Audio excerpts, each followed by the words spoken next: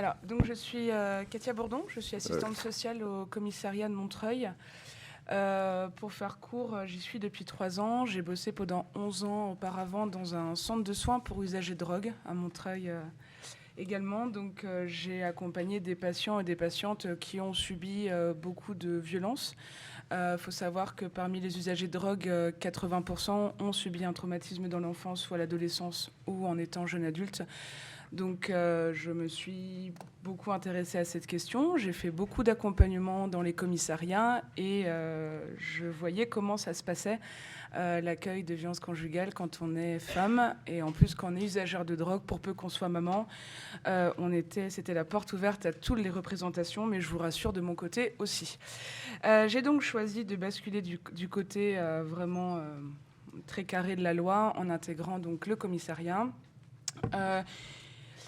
J'accueille. Alors du coup, je vais vous présenter un peu moi ce que je fabrique. Il s'agit d'un regard, d'une pratique. Je suis en rien un modèle. Je m'épuise souvent, mais en tout cas, je vais parler de théorie et je vais vous expliquer ce qui se passe vraiment sur le terrain. Vous allez m'entendre râler.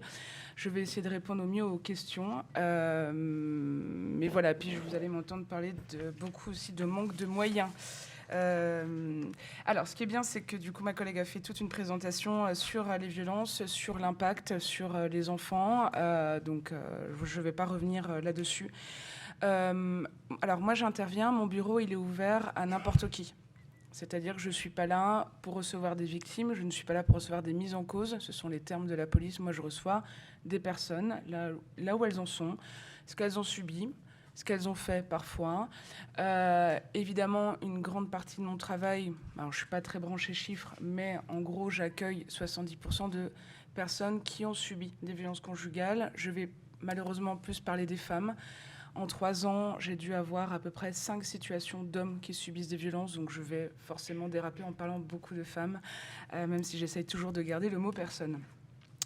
J'interviens hors procédure et j'interviens pendant la procédure pénale. Hors procédure, c'est-à-dire que les personnes me sont orientées vers des associations, des services de mairie, des services municipaux, quand ils ont connaissance de violences. Donc moi, je ne suis pas là pour forcer à la plainte. Par contre, je peux présenter ce que c'est une plainte et je peux surtout parler du parcours du combattant. Donc je vais accueillir cette personne-là, on va travailler ensemble, je vais composer avec son tempo à elle. Parce qu'on sait très bien que dès lors qu'on met un pied dans la machine judiciaire, tout peut s'emballer. Et je vous expliquerai un petit peu les différentes formes d'intervention policière. J'interviens donc pendant la procédure, à savoir qu'une personne a déposé plainte pour violence conjugale et les collègues policiers vont me présenter à cette personne pour déjà juste accueillir les mots et qu'on démêle un peu tout ça et pour expliquer un petit peu ce qui va se passer par la suite, notamment tout ce qui est procédure civile que je vais développer après. Et ensuite, j'interviens également quand la procédure pénale est terminée. Donc j'entends quand, par exemple, l'enquête est terminée, qu'on a déjà une décision magistrat, pareil. J'expliquerai un peu les différentes décisions du parquet. Alors, pour vous donner... Donc, les violences, elles ont été présentées. Je ne vais pas revenir là-dessus. Je vais vous présenter un peu lorsqu'il y a 2 types de situations. Donc, une personne se présente au commissariat en disant... alors, déjà, pour Montreuil, il faut s'expliquer dehors. C'est-à-dire qu'on monte un petit escalier. On doit expliquer à ce qu'on appelle une guérite aux policiers pourquoi on est là. Montreuil, c'est 110 000 habitants, donc il peut y avoir la queue derrière. Donc, là, le système, il est aussi à repenser. Généralement, en entend violence conjugale, on ne va pas développer ça dehors. Donc, la personne va rentrer, va devoir refaire la queue et va devoir réexpliquer à l'accueil pourquoi elle est là. L'idée étant que, du moment qu'on entend violence conjugale, la personne va passer en priorité. C'est-à-dire qu'elle va passer avant la personne qui s'est fait voler son vélo. Bon, on est à Montreuil, donc les gens sont à vélo, ils sont beaucoup volés leur vélo. Mais voilà, l'idée, c'est vraiment de passer le plus rapidement possible. Dans la mesure du possible, c'est d'être reçu dans un bureau seul. Après, c'est un commissariat, les collègues, ils sont à 2, 3 par bureau, mais dans la mesure du possible, on va garantir, en tout cas, que la personne puisse déposer plainte. Alors, les violences datent de moins de 24 heures. Donc, et là-dessus, les violences psychologiques rentrent dans ce délai de 24 heures. C'est-à-dire qu'une femme se présente en disant « je viens de me faire menacer de mort », qui est une infraction pénale et qui rentre dans le cadre des violences psychologiques. La personne est reçue le plus rapidement possible et automatiquement, la plainte est prise. Il faut savoir que le canevas de plainte violence conjugale, toutes les questions, ça fait déjà entre 7 et 8 pages. Donc, je vous imaginez, ça prend à peu près au minimum 2 heures pour déposer plainte. Ça, souvent, les femmes ne s'attendent pas à ça, surtout quand elles viennent de subir une violence. En fait, il y a accompagnées par la famille, accompagnées par des associations, ou même toutes seules, elles passent la porte, mais elles n'imaginent pas en fait qu'elles vont rester avec nous parfois toute la journée. Et donc, on va rentrer dans toutes les violences. C'est-à-dire que la trame est faite de manière à balayer toutes les violences administratives, économiques, physiques, la collègue, elle a développé, les violences psychologiques, les violences sexuelles. Je fais juste une petite aparté. Ce que moi, je vais travailler en dehors de ce qu'on appelle donc le flag, les violences qui datent de moins de 24 heures, je vais essayer de préparer au mieux. Parce qu'en fait, de parler de son intimité, de sa vie sexuelle, déjà, quand on n'a pas de violence, c'est pas une chose aisée. Et qu'en plus, on doit le raconter à un policier, une policière qui est en tenue, c'est glacial. Et qu'encore une fois, c'est un long travail qu'on fait avec des psychologues, avec des gynécos, avec des sages-femmes. En fait, il y a des violences sexuelles, mais parfois, en fait, au moment du « non, moi, ça se passe bien ». Mais en fait, quand on prend un peu le temps, non, en fait, c'est qu'il insiste pendant 1 heure, donc on craque, que, oui, en fait, je finis par dire oui, parce que, en fait, sinon, il me cogne dessus. Donc, ça met un peu de temps, et parfois, ce sont ce qu'on va travailler ensuite, en fait, on va faire des compléments de plainte, parce qu'on se rend compte que des violences sexuelles, il y en a, on ne peut pas se faire cogner dessus, se faire mépriser, insulter, menacer de mort, et qu'en fait, ce soit le pied, sans jeu de mots, dans la vie sexuelle, voilà. Donc ça prend un peu de temps. Mais quand on est à chaud comme ça, c'est parfois des items en fait où on aura un peu moins d'éléments et très clairement les questions elles sont très courtes et elles sont pas ouvertes. Donc ça c'est des choses que nous agents de terrain on essaie de faire remonter tout là-haut, vraiment tout là-haut pour que ça change un tout petit peu, pour qu'il y ait une parole un peu plus libre. Donc je reviens à mon histoire, je vous dis que je partais dans tous les sens, de 24 heures. Immédiatement les policiers vont faire ce qu'on appelle un avis à magistrat. Donc, en décrivant les violences que la personne vient de décrire, et le magistrat va en fait donner l'autorisation à interpeller, parce qu'on est encore dans un délai de 24 heures. Donc, ça va très très vite. Ça veut dire que les policiers vont chercher l'auteur de violence, avec le plus d'éléments, avec une géolocalisation, voilà. Donc, l'intérêt, c'est qu'en fait, y a une réponse rapide. Donc, en fait, ça veut dire que dès le soir même, madame, elle peut être en sécurité chez elle. Je vous dirai un peu quand c'est pas le cas, et c'est là ma partie, en tout cas mon intervention sur le terrain. Donc, ça veut dire que les enfants, s'il y a des enfants, sont en sécurité également. Donc, c'est une vraie réaction parce que je pense qu'on a pu vraiment éviter de nombreux féminicides. On a le chiffre des féminicides depuis le 1er janvier 2024, c'est 122. On n'a pas les chiffres où, en fait, il y a eu des évitements, et je pense que ce serait aussi intéressant parce que, d'une, ça donnerait un chiffre énorme sur les violences conjugales encore en 2024. Montreuil peut faire jusqu'à 4 plaintes violences conjugales par jour. Donc, c'est l'intérêt, c'est qu'en fait, on agit rapidement. Ce qui est un peu plus compliqué pour les personnes, c'est qu'en fait, des fois, ça va très vite. Et que ce sont des femmes qui, le lendemain, vont dire en fait, je viens retirer ma plainte. Je vais juste apporter une petite nuance, c'est-à-dire qu'une femme qui dit je viens retirer ma plainte, en fait, le policier n'a pas le choix que de retirer la plainte. Par contre, c'est que depuis les Grenelles, il y a eu beaucoup de choses qui ont bougé, notamment on ne peut pas faire de main courante sur les violences conjugales. Une main courante n'ouvre aucune procédure. Un policier qui fait ça, il fait une faute grave. Vraiment, parce qu'en fait, ça va rester là, au milieu du vol de vélo. Enfin voilà, je reviens souvent à mon histoire de vélo. C'est que du coup, on voit bien, et notamment les collègues vont venir me chercher quand ils voient bien qu'il y a quelqu'un en vrac à l'accueil qui, en fait, n'est pas en mesure de parler, machin. Donc, je vais participer aux auditions aussi. Et en fait, on va essayer d'avoir ce qu'on appelle le plus d'éléments par un PV d'audition. C'est-à-dire que même si, à la fin, la personne dit « je ne veux pas déposer plainte », automatiquement, il y a un avis magistrat qui est fait. Donc, on a des femmes qui ne déposent pas plainte, mais on a réussi à obtenir des éléments, et le soir même, le gars, il peut être attrapé.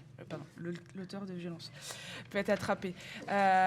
Et en fait, ça dégage aussi, madame, de se dire en fait, c'est à cause de moi. Parce que souvent, c'est ça, c'est à cause de moi qu'il est en prison. Parce qu'il y a souvent ce fantasme-là de se dire « monsieur va aller en prison ». Non. Ça se saurait si les auteurs de violences allaient en prison. Il faut vraiment y aller. Et comme il n'y a pas de place, de toute façon, ils sortent. Donc du coup, tout de suite, moi, je vais... on va casser tout de suite ces représentations-là. Mais le fait que, voilà, moi, je n'ai pas déposé plainte, mais c'est un magistrat qui a décidé qu'il fallait agir. Et dans le retrait de la plainte, c'est la même chose. C'est-à-dire que même une femme qui vient le lendemain, le surlendemain, 3 mois après, 1 an après, ça vient dire « moi, je retire ma plainte ».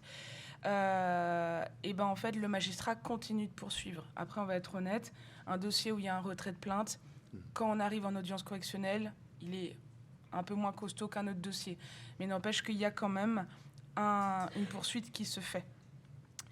Donc je reviens à mon histoire de flag. Donc en théorie, tout va bien, monsieur est interpellé, monsieur est déféré au tribunal. Ça, voilà. Ce qui arrive sur le terrain, c'est que malheureusement, monsieur n'est pas toujours interpellé dans les 24 heures. Donc ça va être à mon tour d'intervenir. Et je vais donc faire tout mon possible pour trouver une place pour que madame et les enfants, quand il y en a, soient en sécurité. En Seine-Saint-Denis, nous avons 6 places de mise en sécurité pour le tout département. Voilà. En fait, je ne suis pas très bonne en chiffres, mais il y a certains que je retiens bien. J'aime autant vous dire qu'avec mes homologues sociaux des autres commissariats de Seine-Saint-Denis, on en est à qui a la situation la plus grave. Voilà. Donc, quand on n'a pas de place, donc les mises en sécurité, c'est un endroit qui est secret, où du coup, les femmes et les enfants sont accueillis, où il y a une équipe de travailleurs sociaux. Donc, moi, ça, j'aime bien, parce qu'en fait, elles ne sont pas toutes seules. Elles sont accueillies par des professionnels qui sont formés et qui vont ensuite travailler tout ce qui est mesures civiles et qu'on trouve après une situation un peu plus confortable. Ce sont des conditions humaines, c'est-à-dire avec des chambres, avec une salle de bain, avec juste les besoins primaires. Donc, très clairement, là, les places, c'est souvent complet. Donc, je vais faire appel au 115. Donc, par contre, je vais faire des jaloux, mais moi, j'ai une ligne 115 dédiée où j'attends pas pendant 2 heures. Voilà. Voilà, j'aime bien. Il faut bien que j'ai un petit privilège quand même. Donc, ça décroche assez vite. Et là, je vais donc, du coup, demander au 115 de trouver, du coup, une place. Et ça va être de l'hôtel. Pareil, un chiffre intéressant. Les JO, depuis 2 septembre 2023, nous avons perdu 2000 nuitées d'hôtel pour la Seine-Saint-Denis. Nous n'avons pas récupéré ces nuits d'hôtel. Je regarde ma collègue du SIAO en face, j'ai posé la question il y a 15 jours. Voilà. Donc, les chambres qu'on a, ce sont des chambres qui sont parfois au fin fond du département quand on a de la chance, et puis parfois au fin fond du 95. Donc, quand il est arrivé 22h, bon... voilà. Et nous avons des chambres où, très clairement, alors certaines sont correctes. Et puis dans d'autres, cet été, je me suis retrouvée dans une commune du Seine-Saint-Denis à minuit et demi à 4 pattes en train d'enlever les cafards. On en est là, en fait. Donc moi, je fais remonter ce genre d'informations. On me demande de faire beaucoup d'écrits. Moi, j'écris, j'ai pas de souci, mais bizarrement, je n'ai jamais de réponse. Ça, c'est la réalité. Donc, en fait, ce qui fait que c'est compliqué parce que moi, je ne vais pas laisser madame avec des enfants dans un domicile où on ne sait pas où est l'auteur. Mais donc, on va prendre ce qu'on a, ce qui nous amène des fois à héberger au commissariat, on va être très clair. On ne le fait pas que pour les violences conjugales, on le fait aussi pour les personnes qui sont un peu en détresse, donc on n'a pas du tout les moyens de le faire. Mais voilà, c'est important que tout le monde ait cette réalité en tête, parce qu'on pense souvent ce qui est dit à la télé, ce qui est porté par le gouvernement, en fait, qu'on a les moyens, on ne les a pas du tout. Ça, c'est la partie mise en sécurité dans le délai des 24 heures. Je prends une situation où on est ce qu'on appelle, en tout cas dans le jargon de la justice et de la police, sur des violences habituelles. Madame réussit, parfois au bout d'1 mois, au bout de 6 mois de violence, au bout de 20 ans. Mon record, c'est 40 ans de violence, de passer la porte du commissariat pour venir déposer plainte. Donc, on va rentrer dans ce qu'on appelle une enquête en préliminaire. Donc, la plainte va être reçue, c'est la même, 2 heures de plainte, voilà. Je vais être mise dans la boucle assez facilement. En moyenne, là, en ce moment, par exemple, je suis sur 160 procédures, à peu près. Donc, je vais être dans la boucle pour travailler l'accompagnement social, accompagner aux mesures civiles, accompagner aux mesures à l'accompagnement psychologique. Donc, ce qui peut être frustrant, c'est que quand on a réussi enfin à passer les portes du commissariat et qu'on se dit, en fait, voilà, ça y est, j'y suis, je dépose plainte, on peut imaginer en fait que tout d'un coup, tout va se mettre en place. Pas du tout. Parce qu'en fait, c'est une plainte qui va être traitée, mais qui va être qui va être, qui est au milieu d'un tas d'autres plaintes. Alors, elle va être traitée à une pile. Merci, un mot c'est simple pourtant, mais je m'y perds. Du coup, ça va être traité. Il faut savoir aussi que, du coup, moi, je suis très, très lourde avec mes collègues policiers pour tout ce qui est les UMJ. À savoir qu'il y a un rendez-vous aux UMJ par un médecin pour constater quand il y a des blessures physiques, mais pas que. Et là où mes collègues savent que je suis intransigeante, c'est tout ce qui est retentissement psychologique. Ce sont des certificats, ce sont les seuls qui sont reconnus en audience correctionnelle pour y assister. J'y étais encore hier soir.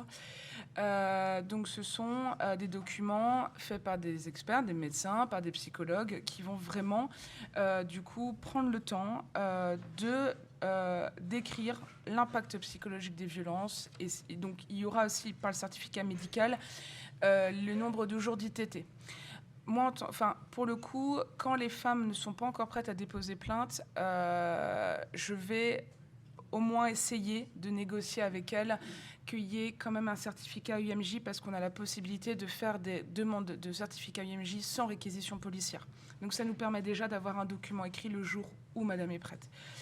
Donc l'avantage de ces certificats, c'est que ça apporte en plus aux policiers dans le cadre de l'enquête et surtout lors de l'audience correctionnelle, quand on arrive en audience correctionnelle. La seule difficulté, c'est qu'il y a encore, en tout cas pour Montreuil, parce que du coup, on est sectorisé, on a gagné un peu de temps, mais il faut savoir qu'il faut en moyenne entre 2 et 3 mois pour avoir un rendez-vous pour le retentissement psychologique. Et l'enquête ne pourra démarrer qu'à partir de là. Donc pour les femmes, c'est très très long, parce qu'entre-temps, il y a encore de la violence. Donc, je peux à ce moment-là, moi aussi, déclencher les fameuses mises en sécurité. Parce qu'en fait, moi, il y a des mots où je ne vais pas... des menaces de mort. Quand monsieur détient une arme, clairement, on ne va pas attendre 3 mois pour démarrer l'enquête. Là, clairement, les policiers font tout de suite un avis à magistrat. Et souvent, il y a malgré le fait que ce ne soit pas dans les dernières 24 heures, on a quand même une autorisation à interpellation. Il faut savoir que dans les 122 féminicides, alors ça, je n'ai pas fait les stats, mais en tout cas, il y a encore beaucoup de femmes qui ont été tuées avec des armes à feu. On est en France. Et quand moi, j'arrive en audience correctionnelle et que j'entends des magistrats, des juges qui donnent des décisions, monsieur, interdiction de porter une arme pendant 5 ans. Parce que dans 5 ans, c'est réglé, en fait. Voilà, ça me dépasse. Donc, je ne comprends pas qu'il n'y ait pas non plus en tout cas, qu'on ne se pose pas la question de comment se fait-il que les gens ont autant d'armes, mais ça, c'est un autre débat. Alors, voilà pour ce qui est un peu l'enquête en préliminaire. Je voulais juste revenir sur les mesures civiles. Il y a heureusement, en tout cas, c'est pensé, des mesures qui sont faites en attendant que l'enquête aboutisse à ce qu'on puisse protéger les femmes. Donc, je pense notamment à l'ordonnance de protection, qui est une requête qu'on fait auprès du juge d'affaires familiales. Moi, j'insiste lourdement pour qu'il y ait un avocat ou une avocate dans la boucle. Parce que je ne vois pas comment on peut porter ça. C'est une mesure où le juge, c'est une requête, le juge doit décider très rapidement si monsieur, il y a un risque de violence avérée ou pas, et le priver de ses enfants, le priver de son logement, le priver de madame. Donc le juge, il faut qu'il y ait quand même quelque chose un peu costaud à présenter. Donc les avocates sont faites pour ça. Je travaille pas toute seule, je travaille vraiment avec un réseau d'avocats engagés dans la violence faite aux femmes. Donc c'est un partenariat qui est incontournable. Dans la théorie, on n'a pas besoin de la plainte pour une ordonnance de protection. En pratique, bien sûr que si. Ce serait intéressant de savoir le nombre d'ordonnances de protection qui sont refusées. avec le nombre d'ordonnances de protection, enfin les requêtes où il n'y avait pas de plainte. En Seine-Saint-Denis, elles sont acceptées à 67%. Pour schématiser, la requête est déposée le lundi. En gros, le mercredi, on passe en audience. Donc ça va très très vite. Le soir même, on a la réponse ou le lendemain matin. Monsieur peut faire reculer à peu près de 24 heures l'audience en disant « moi, je n'ai pas d'avocat. C'est la loi. OK, donc on reporte ».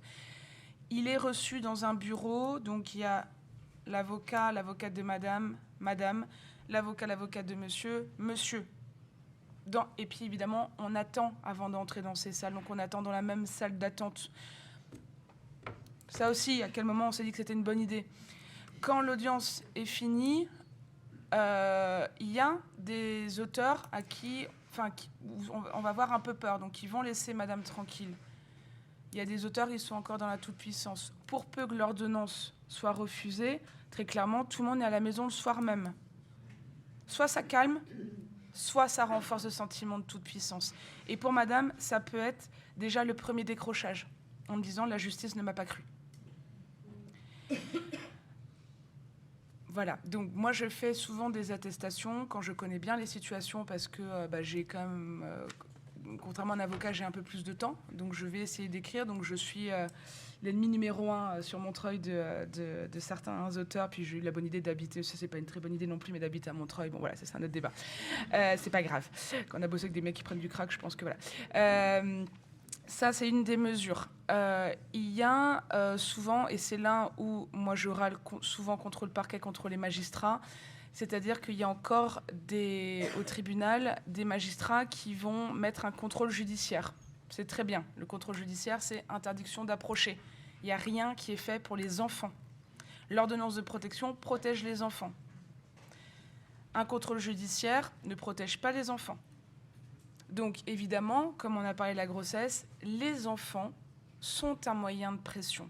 On a des auteurs de violences qui ne se sont jamais occupés des enfants et qui, tout d'un coup, vont vouloir participer aux sorties scolaires, aller chercher le goûter. Bon, ils se rendent compte qu'ils ne savent même pas dans quelle classe sont les enfants, mais ça, c'est un autre sujet.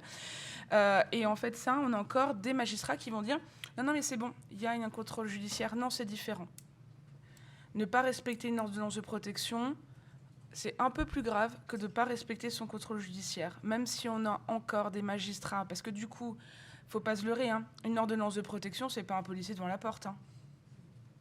Donc, en vrai, comment ça se passe ? Monsieur entre en contact, il appelle, il se présente, il va à la sortie de l'école, machin. Madame va devoir revenir déposer plainte pour non-respect de l'ordonnance de protection. En vrai, là, l'auteur est censé être interpellé. Dans les faits, avis à magistrat, il y a des magistrats qui vont dire oui, du coup, monsieur sera convoqué dans 2 mois devant le délégué du procureur. En gros, c'est pas bien. Il faut respecter l'ordonnance de protection. Le drame de Noisy-le-Grand, c'est ce qui s'est passé. Un magistrat a... Donc en fait, je prends toujours cet exemple parce que je trouve qu'il est tellement révélateur. Une femme se présente au commissariat. Les violences datent de moins de 24 heures. Elle est reçue par ma collègue sociale qui explique que, en fait, là, c'est tellement grave qu'elle ne peut pas juste... parce qu'elle est soumise au secret professionnel, mais là, c'est tellement grave, il y a tellement un risque de féminicide qu'elle va mettre les policiers dans la boucle, qu'elle va négocier au maximum avec madame. Les policiers se rendent compte que c'est gravissime, interviennent, font jouer avec le magistrat en disant « si on peut faire jouer le 24 heures, blablabla ». Monsieur est interpellé, monsieur est déféré au tribunal le soir même. Il va dire qu'il s'occupe de sa mère au fin fond du 92. Rien n'est vérifié, monsieur sort avec un contrôle judiciaire.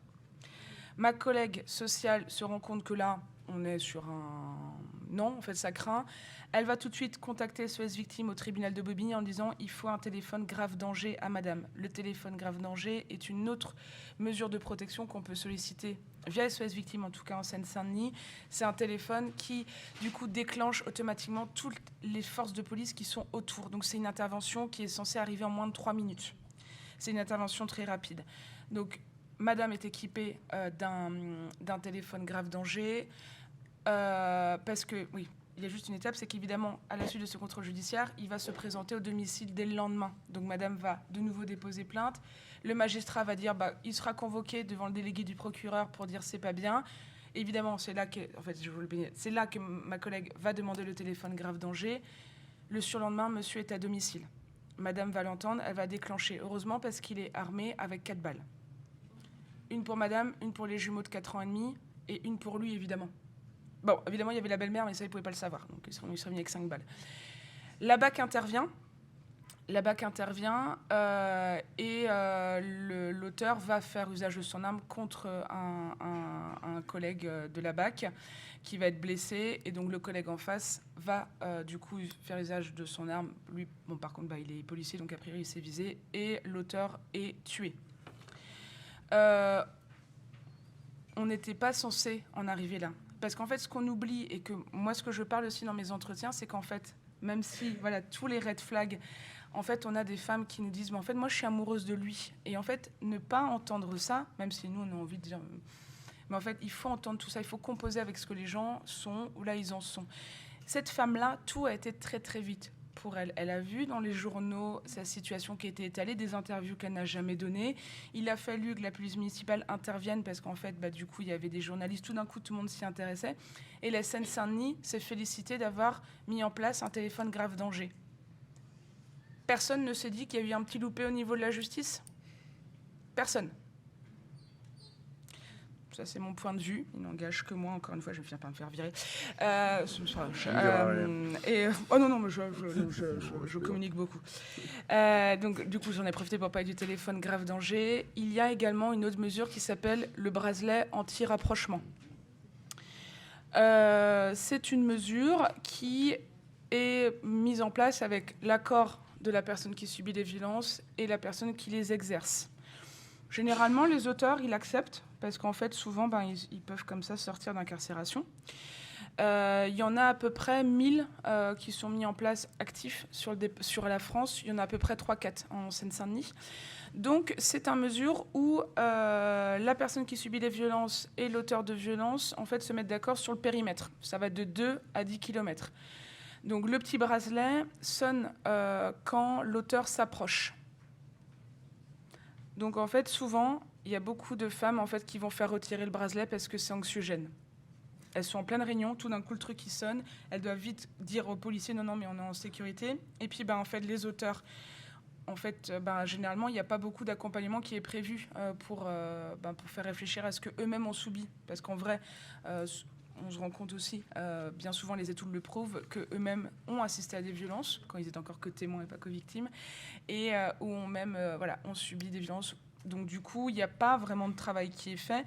Donc généralement, la prison, ça n'accompagne pas vraiment. Donc le fait d'avoir un bracelet, il y a certains auteurs, évidemment, qui vont jouer avec le périmètre. C'est une autre forme de pression. Donc en fait, souvent, par retour, les femmes vont le faire enlever parce que c'est trop anxiogène. Et d'avoir ce truc-là, en fait, ça rappelle systématiquement en fait, ce qu'on a subi, ce qu'on subit. Parce que dans un parcours de violence conjugale, je le disais tout à l'heure, c'est un parcours de combattant. C'est-à-dire que du moment, dans le cadre, même en flag, mais d'une enquête préliminaire, en fait, le temps qu'on dépose plainte, l'enquête soit traitée, lorsque donc les sanctions pénales. Donc le magistrat, c'est toujours, on dit souvent, moi j'étais la première à dire que fait la police. Aujourd'hui, j'en suis à que fait le parquet. Même s'il y a encore des choses à modifier du côté police, du côté des travailleurs sociaux, enfin, je veux dire, on a tous notre lot. Donc le policier qui est donc en charge de l'enquête, il faut savoir que dans chaque commissariat, il y a ce qu'on appelle une BLPF, Brigade locale de protection de la famille, ce qu'on appelait avant la brigade des mineurs, mais qui n'avait plus trop de sens parce que en fait, c'était la même brigade qui fait la violence conjugale également. Ils sont tous formés à la violence conjugale. Dans mon commissariat, aux plaintes, ils sont tous formés à la violence conjugale. On ne peut pas accueillir n'importe comment les gens. Cette brigade-là, donc, ce sont eux qui vont mener l'enquête. Le temps que l'enquête se fasse, qu'on interroge, enfin qu'on auditionne les voisins, la famille, bizarrement, il y a non, moi j'ai rien entendu, j'ai rien vu, mais par contre, quand il y a un féminicide, tout le monde savait. Bon. Donc cette enquête-là, le magistrat, à la fin de l'enquête, le policier, la policière va rendre compte, soit ce qu'on appelle un classement 21, les faits ne sont pas suffisamment caractérisés, c'est ce qu'on appelle un classement sans suite. Ça ne veut pas dire qu'il n'y a pas de violence, mais que les éléments recueillis par le policier, l'enquête, les éléments de madame, le certificat MJ, tout ça, n'a pas donné lieu à poursuite. Donc ça va être très dur pour madame de repasser la porte du commissariat. Parfois, effectivement, il faut plusieurs plaintes avant que ce soit entendu. Le magistrat peut décider de sanctionné par un stage à responsabilité sur les violences sexistes, sexuelles, conjugales.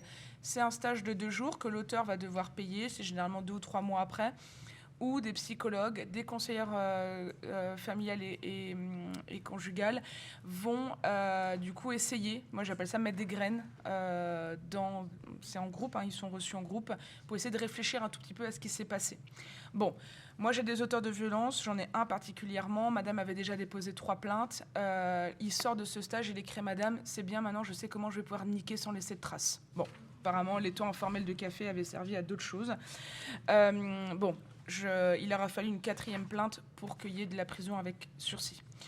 Ça, c'est donc une des sanctions pénales. Une autre sanction, c'est donc effectivement le contrôle judiciaire avec interdiction d'approcher et avec la prison avec sursis. C'est-à-dire que si monsieur, dans un délai, alors généralement c'est sursis mis à l'épreuve de 2 ans, si monsieur réitère, madame devra redéposer plainte et a priori le sursis tombera. Ça, c'est en théorie. Je ne vois pas beaucoup d'incarcération depuis 3 ans. Et peut-être que je suis dans 3 années qui ne sont pas... Bon. Et il y a ce qu'on appelle la comparution immédiate ou le défèrement au tribunal, où là, monsieur donc, est tout de suite déféré au tribunal et avec soit une détention, ça arrive, je suis un peu sombre dans ce que je raconte, mais ça arrive. Là, il y a une prison, voilà, c'est immédiat. Mais souvent, dans le cadre des enquêtes en préliminaire, en fait, les audiences correctionnelles, quand il y en a, donc là, c'est le magistrat qui, du coup, décide qu'il y a vraiment matière à poursuivre. Du coup, il va ordonner une audience correctionnelle avec, en attendant, un contrôle judiciaire. C'est-à-dire que monsieur n'aura pas le droit d'approcher madame jusqu'à l'audience. Ces audiences ont lieu généralement 8 mois après. 8 mois. Donc, en fait, pour les personnes qui subissent des violences, en fait, c'est limite un parcours d'1 an. Parce qu'en fait... Généralement, ça arrive, l'auteur, le jour de l'audience, va dire moi, j'ai pas eu le temps d'avoir un avocat. C'est la loi. Du coup, le président de séance va dire on reporte l'audience. Et on repart pour 8 mois. Une des choses qu'on peut faire également, c'est que dès lors qu'il y a une plainte pour violence conjugale, les avocats et les avocates peuvent se saisir pour solliciter le juge à bref délai dans le cadre notamment du divorce, pour pouvoir parce que là, en Seine-Saint-Denis, c'est entre 8 et 10 mois d'attente aussi pour passer devant le JAF. Mais au moins pour que le divorce puisse être prononcé dans au moins l'audience dans 1 mois et que la garde des enfants soit tout de suite définie. Parce qu'on sait bien que là, encore une fois, c'est au moment du passage de bras que les violences peuvent s'exercer. Ou des auteurs qui vont se pointer à un domicile 1 heure avant ou 2 heures après, qui vont changer. Le vendredi au commissariat, le vendredi soir à l'éveil de vacances scolaires, on n'a que ça. Enfin, pas que ça. Mais on a des non-respects de jugement, on a des auteurs qui vont kidnapper les enfants. Donc, c'est pour ça qu'on insiste souvent pour avoir un jugement, parce qu'au moins, on peut se référer à un cadre légal. Voilà, ça c'était un peu pour ce qu'on peut faire en attendant une audience, mais c'est pour ça qu'il y a des choses qui existent. En théorie, il y a encore beaucoup de choses qui sont à améliorer. Voilà. En gros, je ne sais pas si je suis...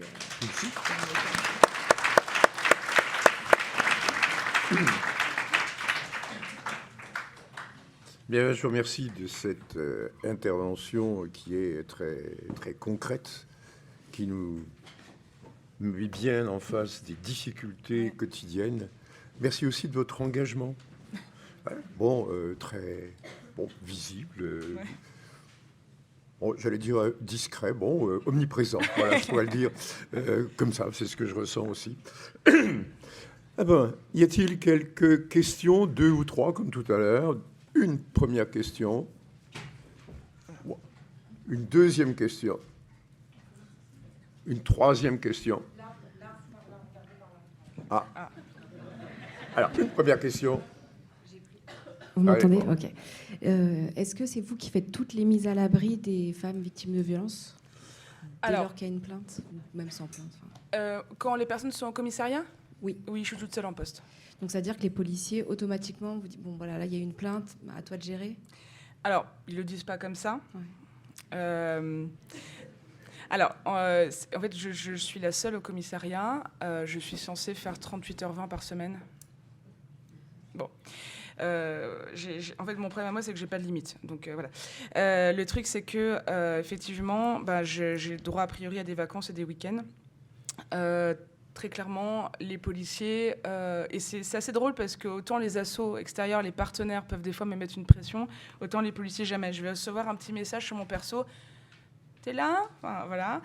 Donc c'est pour ça que ça m'arrive aussi d'intervenir le week-end. Souvent, je suis connue pour. J'ai plein de surnoms. Un de mes surnoms, c'est la brigade J infini. En fait, les brigades souvent commencent par la lettre J, et moi, je m'auto-renouvelle. Voilà. En fait, c'est vrai que c'est un peu galère. Parce que j'ai mis un protocole en place, c'est-à-dire que quand je suis pas là, en fait, ils ont tous les numéros, voilà. Donc a priori, je suis pas indispensable. Hein. Moi, j'ai souvent dans un commissariat, je suis la cerise sur le gâteau. Enfin voilà. Mais le monde continue de tourner, fort heureusement. J'ai mis un protocole en place quand je suis pas là pour justement savoir qui contacter, et un truc très schématique. Voilà, plan A, c'est ça, plan B, c'est ça, plan C, vous savez me trouver. Et ils ont du coup tous les numéros d'accès, mais ils font face également aussi à le manque de moyens. Ce que j'ai oublié de préciser, c'est que notamment pendant les JO, et puis de manière générale, il y a des fois, il n'y a pas de place. Il n'y a pas de place au 115, malgré tous les efforts qui sont faits, et en fait, il n'y a pas de place. Et du coup, j'ai réussi à négocier avec ma mairie 2 nuits d'hôtel, 3 nuits. 2 nuits d'hôtel plus 3 quand c'est le week-end, et le petit-déj, parce que c'est des besoins primaires et que je suis bretonne et qu'il faut manger. Et que du coup, je peux faire appel à la mairie. Mais il faut que je prouve par A plus B que j'ai tout bien fait. Donc en fonction du directeur de l'astreinte, de l'élu d'astreinte, alors quand c'est le gars du chantier, je vais expliquer. Alors moi j'interviens pour les violences conjugales, c'est long, mais bon, voilà. Et je peux obtenir ces chambres d'hôtel-là. Mais là c'est pareil. C'est-à-dire que, est-ce que c'est une bonne idée de garder la femme sur Montreuil ? Parce que souvent ils sont plus géolocalisés, hein. Maintenant, de plus en plus, on fait gaffe à désactiver. Enfin, pas moi, parce que je suis dans l'informatique, mais mes collègues pour désactiver les trucs dans le téléphone. Et là, pendant la période avant JO, on n'avait pas de place, où on avait donc Fontenay-sous-Bois, 300 € la nuit. J'ai un spa où, ça va pas, non ? Enfin, voilà, on avait des trucs comme ça. Mais alors, l'idée, c'est pour ça que je dis qu'au final, je peux vraiment... Alors, mon record, c'est minuit et demi, hein, mon histoire de cafard. Mais mardi, j'ai été jusqu'à 23. Lundi, j'étais jusqu'à 22. Parce qu'il y avait encore des mises en sécurité et que je pars pas tant que je sais pas tout le monde à l'abri. Mais effectivement, c'est une des difficultés aussi, le fait que je sois toute seule avec ce genre de moyens. Et le nombre de jours courts aussi de prise en charge. Allez, si je peux me permettre, on va peut-être pas développer trop de questions pour la même personne. Je suis désolé. Oui. Mais on se verra après. Merci beaucoup pour votre témoignage, c'est vraiment très parlant et franchement, je ne me rendais pas compte de tout ça. Moi, je travaille beaucoup en prévention auprès d'adolescents et adolescentes. Et j'aimerais savoir, parce qu'elles savent, et ils savent aussi que 86% des plaintes pour violences sexuelles sont classées sans suite.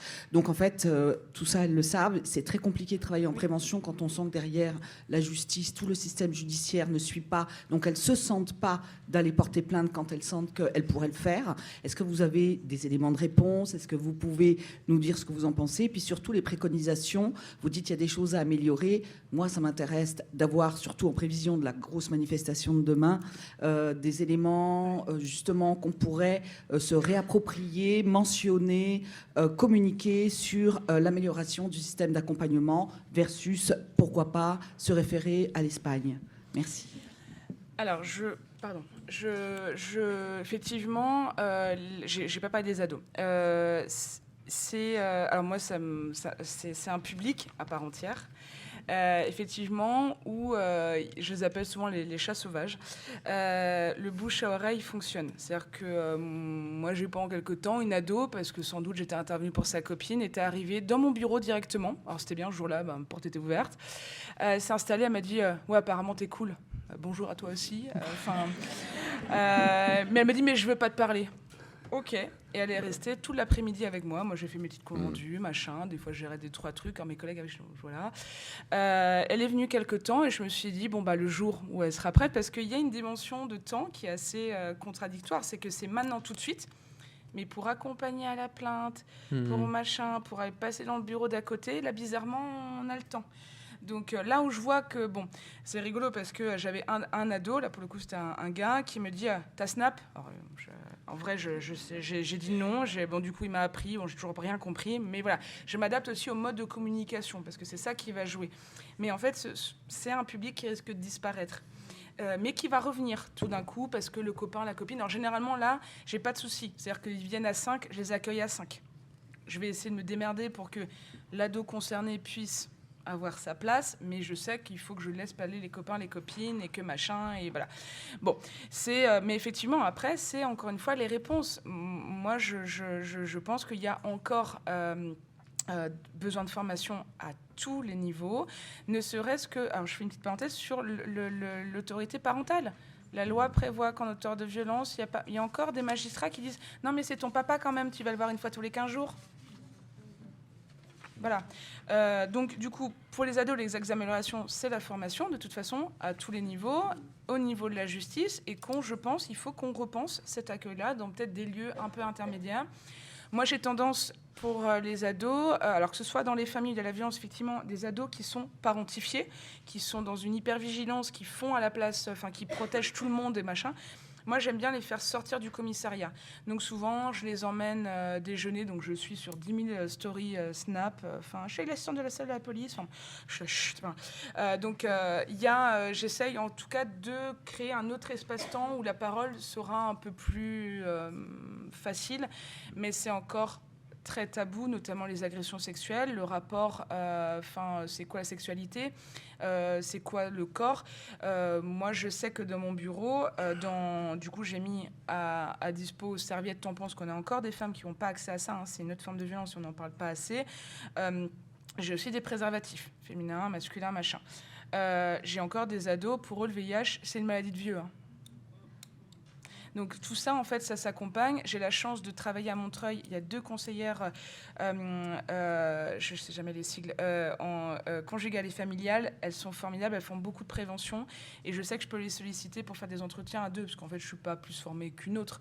Mais les axes d'amélioration, j'ai envie de dire, je pense qu'il faut mettre des moyens. Là, il n'y en a pas.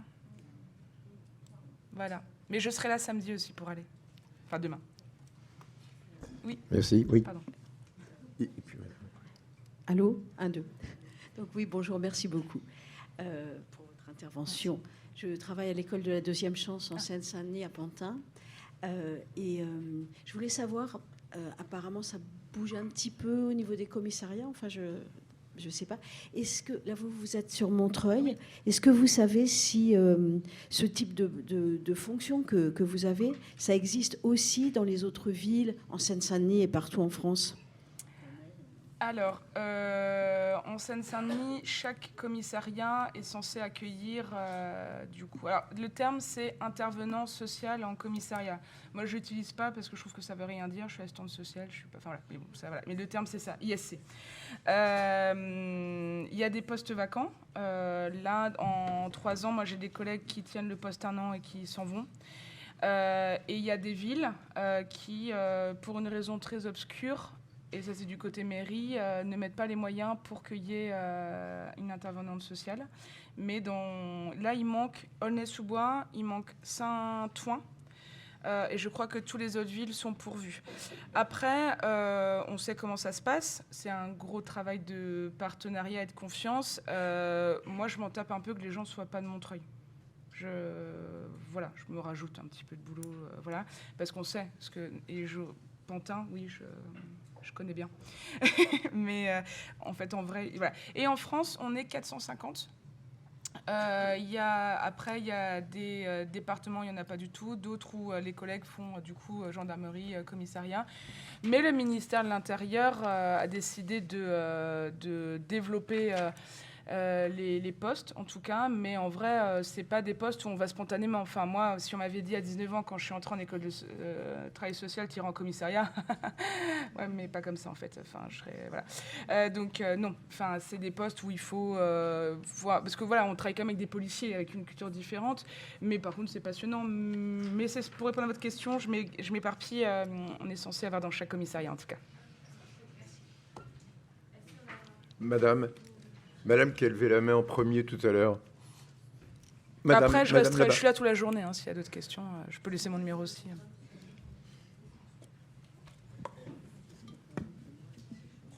Merci.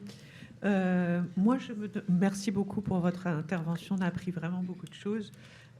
Moi, je voulais vous demander, tout à l'heure, vous avez parlé du canevas et de la trame qui durait au minimum 2 heures. Oui. Alors, comme je suis allée à Hubertine Auclair, ils nous ont présenté le bilan des formations pour la police. Ils nous ont parlé de la grille d'évaluation du danger et du masque de la plainte. Est-ce qu'il s'agit de ça? Il s'agit de ça.